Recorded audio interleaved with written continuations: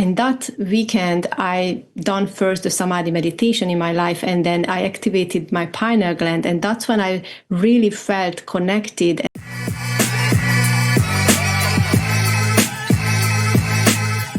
Hey y'all, welcome back to another episode of the Beauty in You podcast. I'm super excited for our guest today. We are headed all the way to the UK, you guys.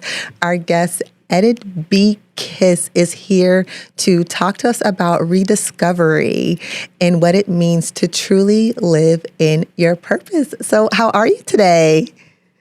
Hi, Chiquita. Hi, everybody. I'm doing great. Thank you so much. It's a beautiful day in the UK. Yes. I'm so excited. I've been waiting to talk to you since we talked last. You're doing so many great things. You're writing so many great books. But before we get into all of that, I want to talk about your rediscovery journey and kind of what led you to what you're doing today. Yes. I always loved mystery, like history and geography and mystical things. I always loved to read books about ancient cultures. I was always fascinated about that. But I grew up without religion. So I grew up in a communist country. We had no religion. We had no connection with the divine, like at least in my family, at least in my surrounding. And because of that, I couldn't really connect. I couldn't really know how to do that. And when I experienced my first panic attacks and I was looking for some remedy, like natural remedy for it, that's how I met Reiki healing. And then I started to learn about it. I really enjoyed it. And then I was fascinated that, wow, there is something outside, not just this physical realm. And that was what I used for several years, just on myself and on my family members. And it was just my sanctuary, my hobby, while I was an engineer, on the other hand, for 15 years. And I loved also doing family constellation therapies and extrasense retreats because I felt that it's always improved my life a bit. Like every time I went on a retreat or every time I went on some kind of healings, then it's always improved my life. And I really love that. And then later, I felt that the engineering work was too demanding, too stressful, especially with the children. I wanted to spend more time with them. I felt that I'm losing a lot of time, and also I couldn't take care of myself. I had no time for myself as well because of that 8 hours, in the office. So I felt like, okay, I need to do something about it. So actually, I quit my job, but then later, I became a contractor, which gave me a lot of time off, and I could create my own schedule, how I work, and while I was still an engineer, I opened up more. Like I used to be in like a box, I felt like I'm in an engineering box, and then I didn't know about the other industries or anything else about in the world, So when I actually became a contractor and I had more time, I started to learn about affiliate marketing, e-commerce, and other things, like real estate and everything. And then it felt like, wow, the world is so big. And I didn't know. Yeah, and then I also had time to go to a very special healing weekend workshop, which was done by Sumant Kaur, a karma guru from Kashmir. And in that weekend, I done first the Samadhi meditation in my life, and then I activated my pineal gland. And that's when I really felt connected, and like the breadcrumbs and the visions and the ideas just started to flood in. And I also learned more techniques with him, and then it even more improved my health and much more rapidly, like ever time before. And I felt like I want to finish this course, I want to get certified and actually help others with this method because it's just so mind-blowing. And that's what happened. So that was the time when I moved actually to London, and I started to focus on more my holistic therapy. So what have you found really works holistically, like with your clients as they come to you? The source memory healing. It's called source memory healing because as we connect with the divine, we also connect with all our layers. And we find through our unconscious mind, we are able to find the memories which is actually holding the traumas which is creating our current triggers. So when you feel lost, when you feel betrayed, when you feel like hopeless and sad and angry, these are like a reaction towards the triggers. And these triggers are actually happening to you because you have unresolved traumas.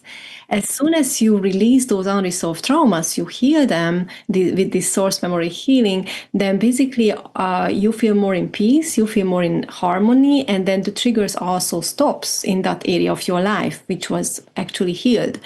And as I was doing it, often, more and more often, at the beginning, it was a bit tough for me to realize, like, when do I need to do it on myself? Because I did the workshop, but then nobody was there holding my hand, like after the workshop, having the tool, but then I had to figure out, like, when to use it, how to use it, in which, situations. And then that was happened in the last couple of years, that I built up that program, that actually that kind of system, which I provide also to my clients to know when to use what, actually also with the several meditations I also learned for ancestral healing, ancestral trauma healing, and karma healing, and combine all of this in a program which is much more powerful and has much bigger results than just doing one session, basically.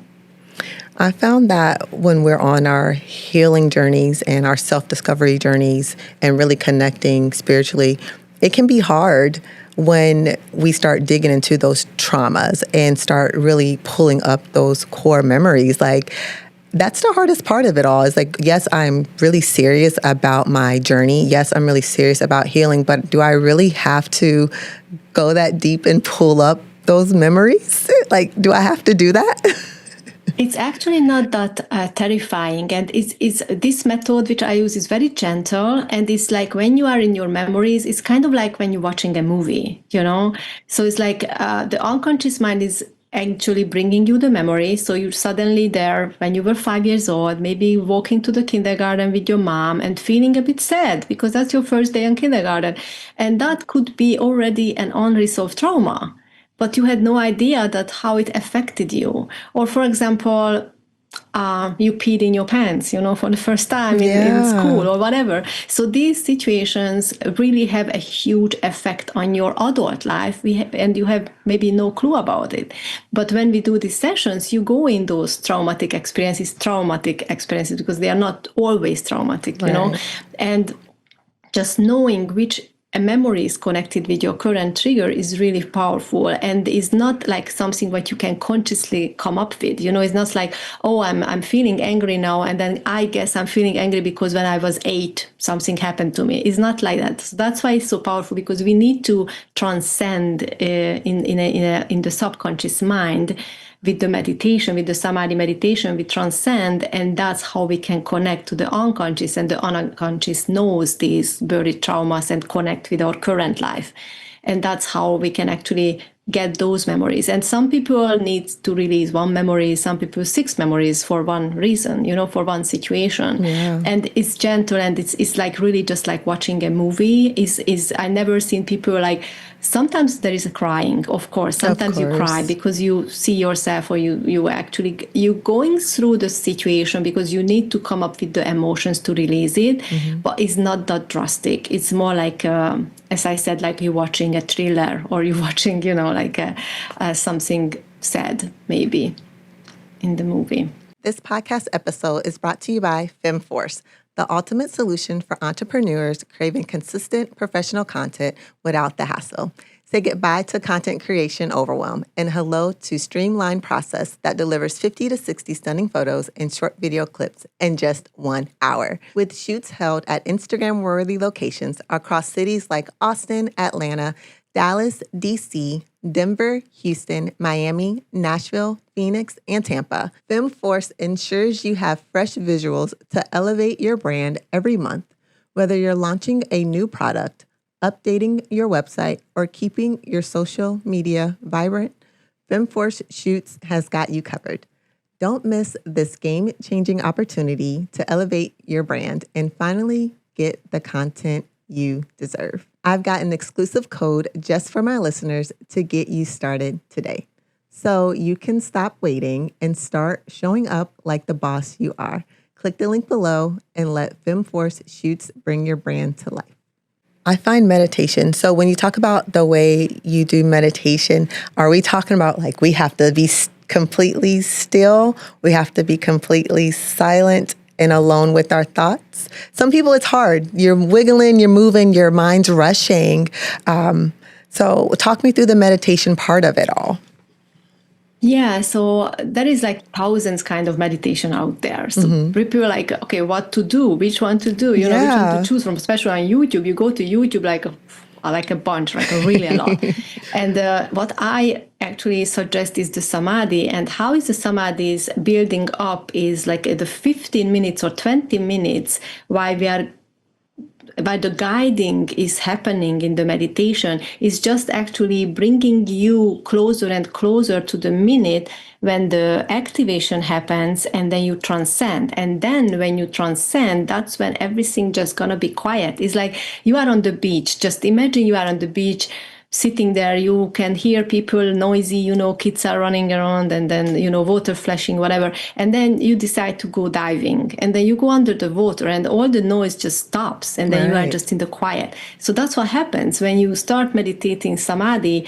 You first, you know, have your thoughts. First, maybe you can't follow all the words, which is in the guided meditation. But when you reach that point that actually you activate, then it's silent. It's really silent there. It's just so cool. I find it hard. I don't know how to get to that point. That's something that's automatic. So if you go through the steps in the guidance of the Samadhi, the becoming in the silence is automatic. It's like you don't need to do it, basically. It's just happening to you if you go through the steps.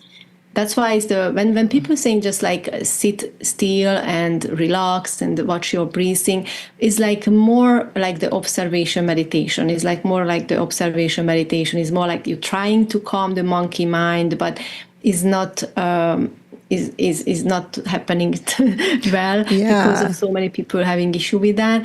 Is more like an observing meditation, to trying to focus on your body, having an awareness of your body. It's just the level of awareness, but it's not really bringing solutions all the time. But when you use the Samadhi, it's much faster results and much faster connection with the divine as well.